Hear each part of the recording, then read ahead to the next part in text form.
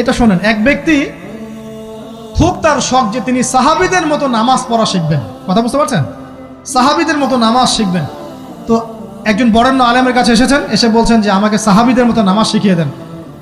তখন সেই আলেম আরেকজন আলেমের সন্ধান দিয়েছেন, যা তুমি তার কাছে যাও, তিনি শেখাবেন।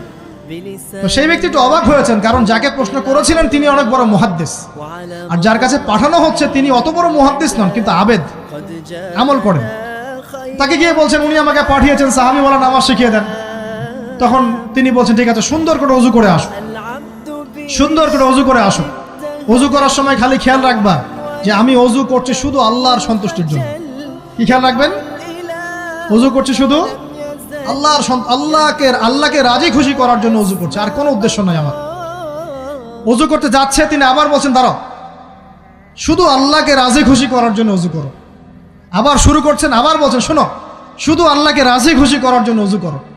এভাবে বলতেই আছেন, নামাজে দাঁড়িয়েছেন, দাঁড়ানোর আগে বলছেন শোনো, শুধু আল্লাহকে রাজি খুশি করার জন্য নামাজ পড়ো। বলতেই আছেন। এক পর্যায়ে সে ব্যক্তি নামাজ শুরু করলো, নামাজে মনোযোগ এদিক ওদিকে যায়, আর তার মাথায় এটা আসে, এই শুধু আল্লাহকে রাজি খুশি করার জন্য আমাকে নামাজ পড়তে হবে, শুধু আল্লাহকে রাজি খুশি করার জন্য নামাজ পড়তে হবে। এই চিন্তা তার মনের মধ্যে ঘুরপাক খাচ্ছে। এভাবে নামাজটা সে শেষ করেছে।